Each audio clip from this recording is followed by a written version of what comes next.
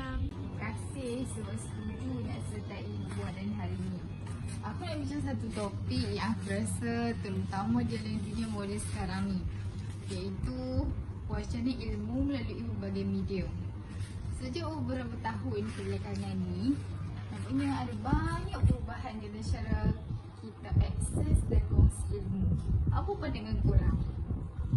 Aku setuju, memang banyak perubahan yang kita nampak sekarang. Teknologi dah ubah cara kita belajar, mengajar dan bahkan cara kita faham ilmu tu sendiri. Kalau dulu, orang bergantung sangat pada buku dan kelas fizikal. Tetapi, sekarang kita ada pilihan yang lebih luas. Macam YouTube, podcast, kursus dalam talian dan lain-lain. Betul, kalau dulu belajar tu terhad pada sekolah atau universiti. Sekarang ni belajar boleh di mana-mana sahaja. Media macam YouTube atau podcast tu sangat mudah diakses. Terutamanya bagi orang yang sibuk. Aku rasa wacana ilmu yang sekarang jadi lebih inklusif dan fleksibel. Tepat sekali, kita ada pelbagai pilihan. Contohnya YouTube dah jadi platform yang sangat popular untuk belajar topik macam teknologi, sains, seni dan banyak lagi. Orang boleh pilih video yang sesuai dengan gaya belajar masing-masing. Ada yang suka penerangan visual, ada yang lebih suka diskusi ataupun debat ilmiah. Aku sendiri banyak belajar dari YouTube. Macam tutorial teknikal, contohnya lebih mudah faham bila kita tengok cara sesuatu dibuat secara visual. Ada pula banyak konten yang dikeluarkan oleh pakar dalam bidang masing-masing. Cuma satu cabaran YouTube ni, bukan semua video tu tepat atau sahih. Itu betul Zaki, bukan semua kandungan di YouTube kita boleh percaya. Kena pandai tapis maklumat dan pastikan video tu datang dari sumber yang boleh dipercayai. Tapi kalau kita tahu pilih, YouTube ni memang boleh jadi alat yang sangat berkuasa. Tapi untuk aku, podcast pula medium yang aku paling suka. Kenapa aku suka podcast, Farah? Aku sendiri jarang dengar podcast, kecuali bila betul-betul ada masalah. Sebab podcast ni kita boleh dengar di mana-mana dan bila-bila. Tak perlu fokus sangat pada skrin. Aku biasa dengar podcast bila memandu atau buat kerja rumah. Contohnya, aku dengar banyak podcast tentang sains sosial dan psikologi. Kadang-kadang topik berat macam tu lebih mudah dihadam bila dijelaskan dalam bentuk perbualan yang santai. Aku pun baru-baru ni mula dengar podcast. Memang praktikal untuk orang yang ada jadual sibuk. Tapi aku rasa bila belajar dari audio sahaja, ia kurang sesuai untuk topik yang memerlukan visual macam sains atau seni. Jadi medium ni kena disesuaikan dengan ilmu yang kita nak belajar. Itu betul. Setiap medium ada kelebihan dan kelemahan tersendiri. Kalau nak belajar perkara teknikal, visual lebih membantu. Tapi kalau nak faham konsep yang lebih abstrak atau teoretikal, podcast atau artikel mungkin lebih sesuai. Aku pun lebih suka gabungkan pelbagai medium. Kadang-kadang aku mula dengan video. Lepas tu, baru aku baca artikel untuk lebih mendalam. Ya, aku pun rasa gabungan medium adalah pendekatan yang terbaik. Lagi satu, medium yang aku nak sebut ialah e-book.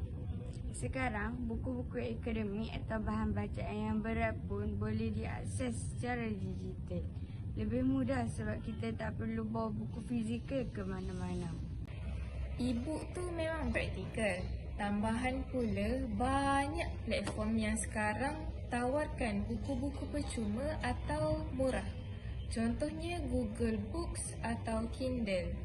Cuma kalau aku masih lebih suka buku fizikal bila nak betul-betul fokus. Tapi untuk akses cepat, e-book memang berguna. Ya, aku faham. Ada orang masih lebih suka pengalaman membaca buku fizikal sebab lebih rasa terbenam dalam pembacaan. Tapi tak dinafikan, e-book boleh buat kita lebih akses banyak bahan dengan cepat. Kita cuma perlu ada akses kepada teknologi. Betul, teknologi memang buat banyak benda lebih mudah. Tapi macam yang kau sebut tadi, bukan semua orang ada akses kepada internet atau peranti digital. Itu satu cabaran besar kalau kita nak memastikan wacana ilmu ni boleh sampai kepada semua lapisan masyarakat. Itu cabaran yang sangat nyata, Farah. Walaupun kita nampak teknologi ni sebagai pembuka peluang yang luas, ia juga boleh jadi faktor yang memperluaskan jurang pendidikan antara mereka yang ada akses dan mereka yang tak ada akses.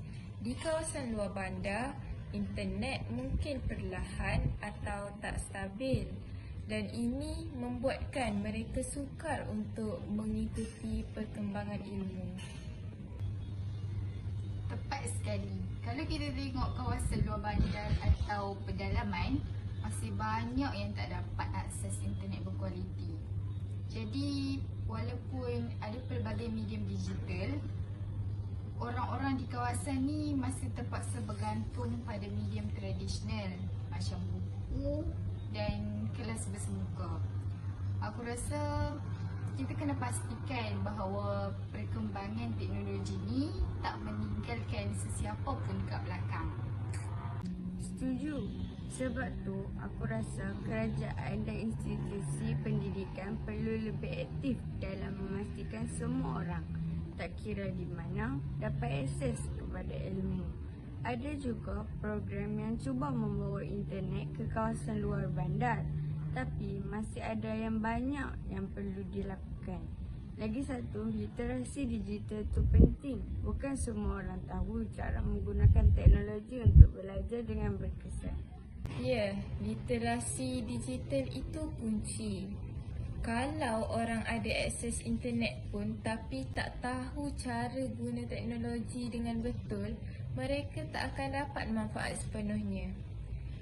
Macam sekarang ni, banyak platform online macam Coursera atau edX yang tawarkan kursus percuma atau murah dari universiti terkemuka.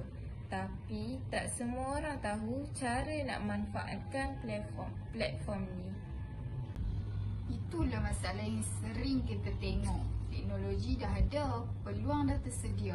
Tapi, kalau tak ada bimbingan tentang cara guna teknologi tu, ia sia-sia juga.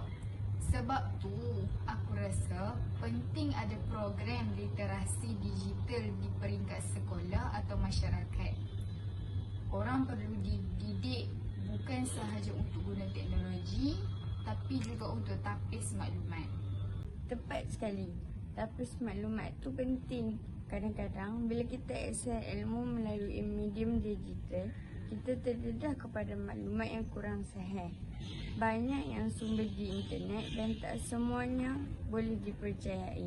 Contohnya, ada banyak artikel atau video yang kelihatan ilmiah tapi sebenarnya tak berasaskan fakta atau kajian. Setuju. Ada satu masalah besar sekarang iaitu misinformation atau disinformation.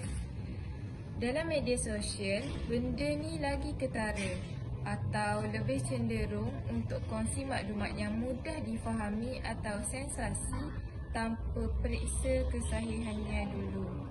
Kadang-kadang perkara yang viral tu boleh jadi tak betul sama sekali.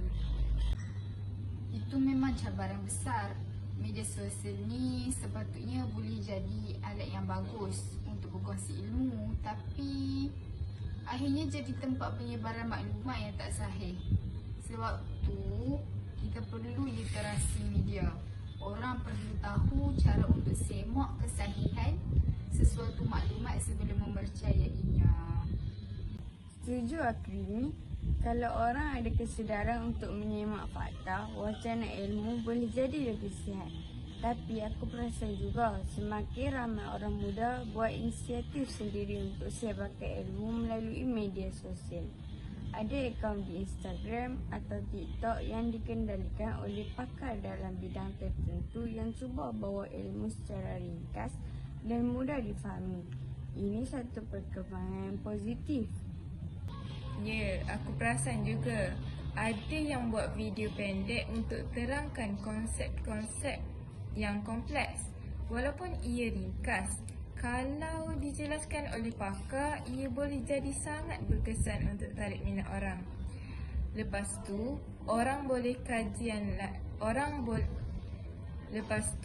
orang boleh buat kajian lanjut. Jadi, medium ni boleh jadi pintu masuk kepada ilmu yang lebih mendalam. Betul tu. Aku rasa pendekatan macam tu bagus sebab ia buatkan ilmu tu lebih mesra dengan masyarakat. Tak semua orang suka baca artikel akademik yang panjang. Tapi bila sesuatu konsep dijelaskan dalam video pendek, ia lebih mudah untuk kita terima. Cuma sekali lagi, kualiti kandungan tu penting. Kalau terlalu ringkas atau salah, ia boleh bawa lebih banyak kekeliruan. Ya, dan aku rasa satu cara untuk mengimbangi cabaran ini ialah dengan gabungkan medium tradisional dan moden. Macam kita sebut tadi, buku dan jurnal akademik masih penting untuk pemahaman mendalam.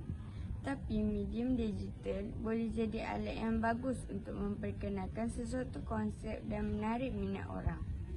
Setuju, kita tidak boleh tinggalkan buku.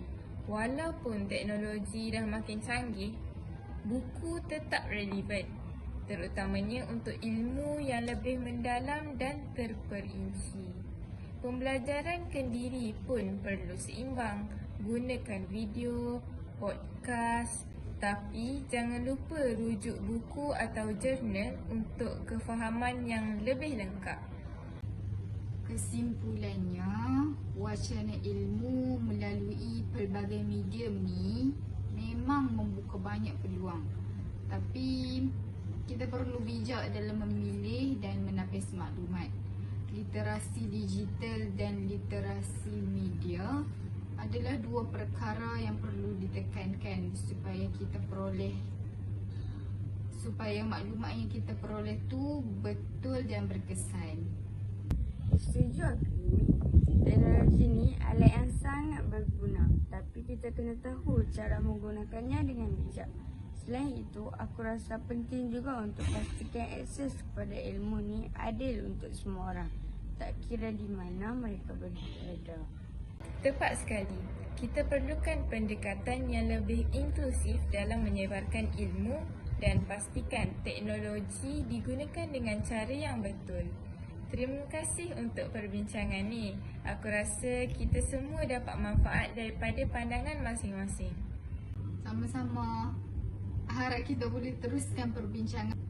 Jumpa lagi. Jumpa lagi. Setuju. Terima kasih semua. Jumpa lagi.